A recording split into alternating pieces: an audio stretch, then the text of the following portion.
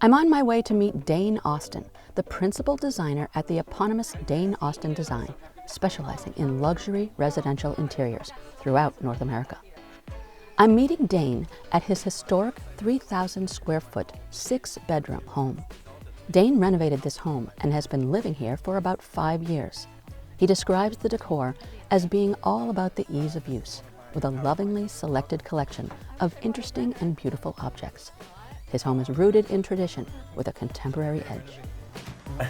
This is just a feast already. I always joke that this is one of the rooms that we invested the most into with all the little flourishes and details, but it is a special little space. And I found these cabinets first, and I didn't want to have to change them in any way. They're original from the 50s. And luckily I was able to find this beautiful mural wall covering that has the colors in there. So this is the grand foyer. Yes, thank you, welcome. This house was built in 1905. It's a gambrel shingle-style home in an area known as Doctor's Row. A lot of the homes on the street had a practice on the first floor, and the second and third floors were where the families lived. Oh, okay. And it was built by an architect named Charles E. Park, and it was registered with the Dorchester Historical Society here in Boston. Oh, that's awesome. I always love that connection there. So one of your passions is the creation of integrating the classic with the contemporary, and I'm looking at the contemporary pieces of art here, which are stunning, and then a classic traditional entry foyer. So really nice, really very nice. Oh goodness, wow. This is layer upon layer. My friend told me that there's not a boring corner in your home. Yes, I believe that is true. And the ceiling, and the rug, and the round table with the bench with the beautiful fabric. Oh, I love the round table too. Because we had this large 72-inch round dining table, I decided to swap the spaces. The original dining room moved to the living room and vice versa. Okay, well that makes sense. I mean, sometimes you do that, right? Take a liberty, it's your own home. Yeah, well, Right? it actually was better for our everyday living because the fireplace is in the other space. Oh, sweet, nice. Yeah, so very geometric in here. Lots of shapes and patterns. And oh, is that an old phonograph? It's a Vitrola. Oh, it's a Vitrola. Whoa. And then look at this chandelier. Oh, this is just curvaceous and lovely. So I love this because it reminds me of confetti, like a celebration of life. Yes, I love that. Yes, it's just sort of unfurling for everyone. The whole night will unfurl, I'm sure. And the pots up there, the pottery. Yes, I'm definitely a collector. Yes, that's and okay, I love me when too. I love when homes feel like collected over time. Yes, I do too. Even when we're doing an install for clients, I always save space for something that will be vintage or antique or a heritage piece, and to find pieces in the secondhand stores that we can pull and use and fill them into the home, into the design. One of my favorite details in the dining room is this trompe-l'oeil wood veneer ceiling. It's embedded with mica and sparkles in the candlelight. Oh, does it really? Many of the details that we picked out in the home were meant to feel like they could have always been here. Very Escher-esque. Oh yes, it is. Really pretty. Tell me about this piece. Well, this banquette worked really well in this space because of this curved wall here. And it's a cozy little spot. I love that two guests will get to cozy up with each other, and I try to make sure that two people who don't know each other are sitting together in this space. Oh, nice. Actually, this piece here is one that I also did. It's inspired by Dibbencorn. Oh. It's a sort of an aerial landscape, if you will, with all of my favorite colors. Oh, that's awesome. Yes, sir. Oh my goodness, look at the keyholes. We're even gorgeous. So this used to be the original dining room space, and this beautiful fireplace with the original Chelsea tile was preserved and refinished. That's original tile. It is, yes. Wow. I absolutely love this emerald green. Oh, that's a great color. And that is part of what inspired the green touches in the dining space and the green trim on the window treatments and some of the other touches of green in this space. For the most part, this room is actually fairly neutral overall. The ceiling, the walls, the woodwork, the flooring, the carpet, and most of the upholstery. But we just used thoughtful touches of color which were accented and pulled out from the artwork. Right. You obviously love the geometry of things too. I do. Most of the spaces that I design don't have a lot of pattern, but there will be one key pattern usually. Only one thing in the space can really be the star of the show, to my mind. Yes. So in this space, it's the carpet. with this beautiful pattern, also kind of flame stitch. I love that it's geometric without being overly modern or contemporary. It adds a nice texture underfoot. Because this was the dining room space, we were left with what we've preserved here is what I call the cabinet of curiosities, if you will. Well, that gets me curious already. So traditionally this was the butler's pantry. Oh, of course it was. Oh, this is cool. I had lots of ideas for in here. I thought about turning it into a wet bar with a sink and adding a wine fridge, but we just decided to keep it exactly as it is. And I love the patina that it has, that it shows the original character of the home. And we're able to display this beautiful antique dishes from the 1800s and a fun silver collection and just whimsical pieces and little things that I've picked up off the beaches and on my travels, all inspired by nature. So Parker, this is my kitchen. Yes, it is. One of my favorite rooms in the house. So traditionally, this room would have been used by the support staff and not really the family. It was tucked away in what was the darkest corner of the home. So in order to bring light into the space, I pulled out all the stops. Yes, I would say. I raised the ceiling.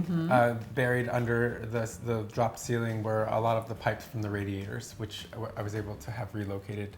And in order to bounce more light around the room, I tiled the walls from floor to ceiling and did it on all walls. The subway is modeled, so it's got even more movement and flicker. I love that. A lot of texture, the handmade tile. I love the handmade tile for that reason. And then we brought the cabinetry all the way up to the ceiling, of course, which is a beautiful way to finish it off with the crown moldings that look very similar to the crown moldings throughout the house. It needs a high sheen on the ceiling. Yes, you need. For the same reason. The lacquered ceiling also helps to bounce the light around. I also added, instead of recessed lights, these surface-mounted light fixtures. They add so much character to the space, but it helped me to avoid having to have a piece hanging directly over the center island. Yeah. You will notice the detail of the light fixtures being mimicked in the floor in this beautiful tile that has this patina to it. So again, it's imperfect. And I've seen this in my travels in various European homes and churches, and it's something from antiquity that we replicate time and again. So it has that classical history to it, but used in a contemporary way. So this is great for prep and beautiful. Absolutely, yes. This table was inspired by the work tables that you see in the grand old homes in Newport. Ah, yes. I love touring the elms and taking my family there when they come to town. A lot of the details in this home were picked up from seeing the details in the elms, including the floor-to-ceiling tile and this workstation. I had this made to fit the space exactly as needed with the details that I wanted and the extra storage for the display of the white pottery dishes. And it provides ample storage in the drawers and a place to perch when you're sitting here for breakfast. Yeah, and so you had this made. Yes, and I love the patina that it's getting. Yeah, and so have you created this through your usage of it so far, or did you have this a little bit? How many people had to cook for you on the side before it was delivered? This is all from natural use. That's awesome. Yes, it started to wear away some, and I just love it even more. I do too. This is the powder room that we added to the home. On this first floor, there was no bathroom here, so. So what was this? How did you add it? This was that back hallway. Oh, okay. And the swing door came through here. There was a washer and dryer, and we decided to move the washer and dryer to the second floor on the level in which you live and where all of your bedding and clothes would be by the bedrooms. And I love the inspiration of nature being brought in through this beautiful wall covering from Christian Lacroix with the metallic backing and the I love colors. the metallic aspect. It's like a walk through the forest. That's a beautiful color.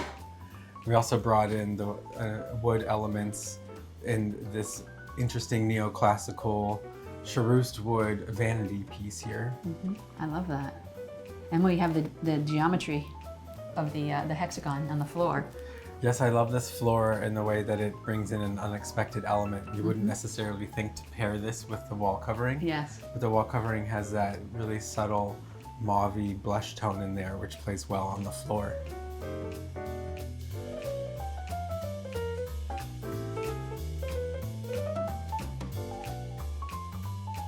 This is the second floor of the home where the family would have lived.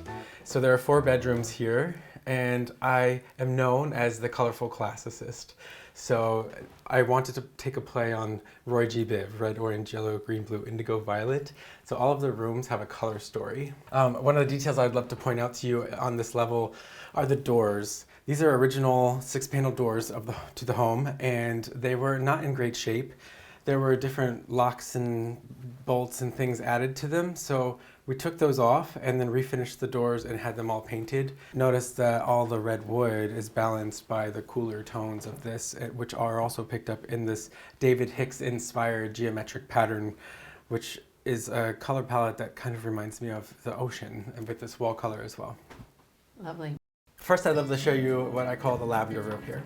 I love the font too. Very delicate. So the lavender room is a very soothing space. The wall color, the ceiling, and the carpet and the bedding is all very cohesive in color tone. This carpet color is called Marvelous. Marvelous.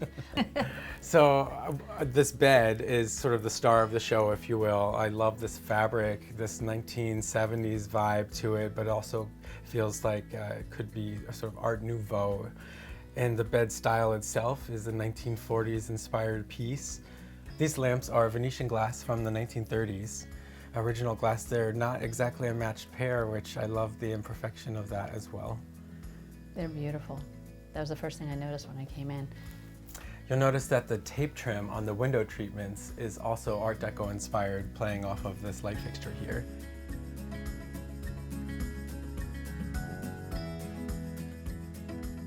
So welcome to the gold room. Thank you. This is a William Morris wall covering. Ah, yes, love William But I love Morris. that it doesn't feel overly dated, and it's like you're among the trees again.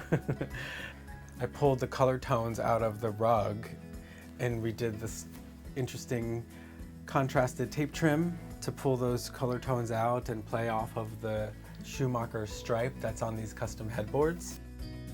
I think most rooms do well with a little touch of blue, whether it's coming through in the artwork or something in the decor or even just a couple of accessories.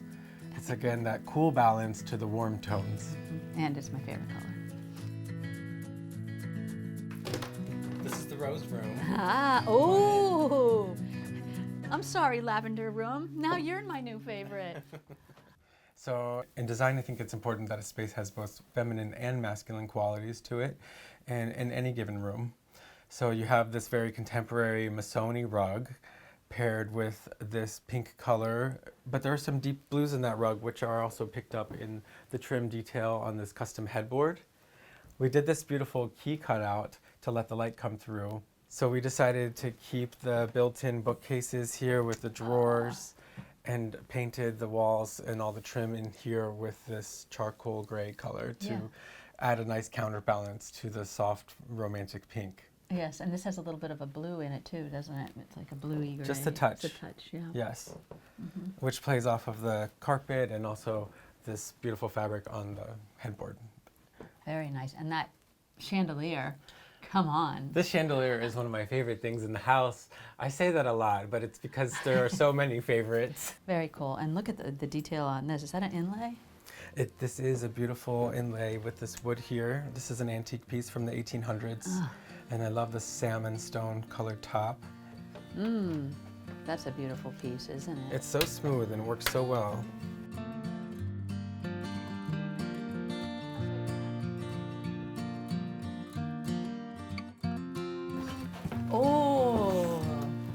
Oh, the jungle's in here. That's all around you. This is the green room, otherwise known as the treehouse. The treehouse. And when the window treatments are open, you actually see the treetops right outside. Oh, excellent. I love that. I love this wall covering from Pierre Frey and how it pulls together disparate types of leaves and greenery that wouldn't actually be together. So it's kind of nonsensical, but very whimsical in that sense. And I decided to do it on the eaves and the ceiling, so it just wraps the whole room. Yes, love that.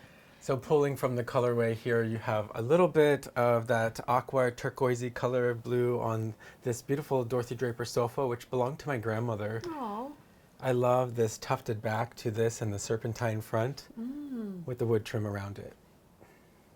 One of the things I think that makes this room kind of special is that it feels like a little studio within the house. So you have the bed for sleeping, a big, nice queen-size bed, this desk or vanity over here, and then a little living room space right off of the hallway next to the bathroom. So it's very private.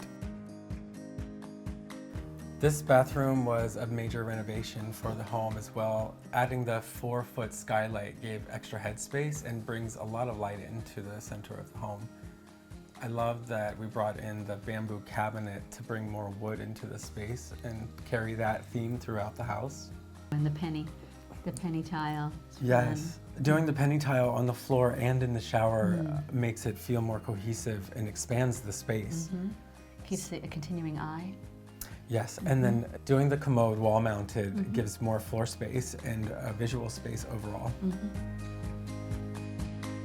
This is your office? This is my home design studio. I was gonna say.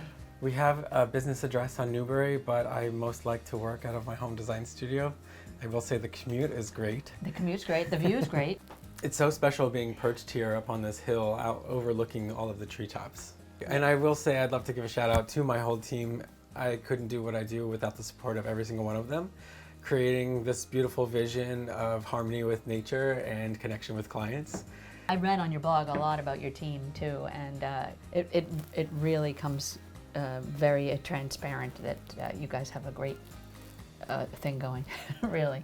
I think passion is the thing that drives us most. Yeah. And just having a great connection with the house and the clients and the landscape in which the house is set. Yeah.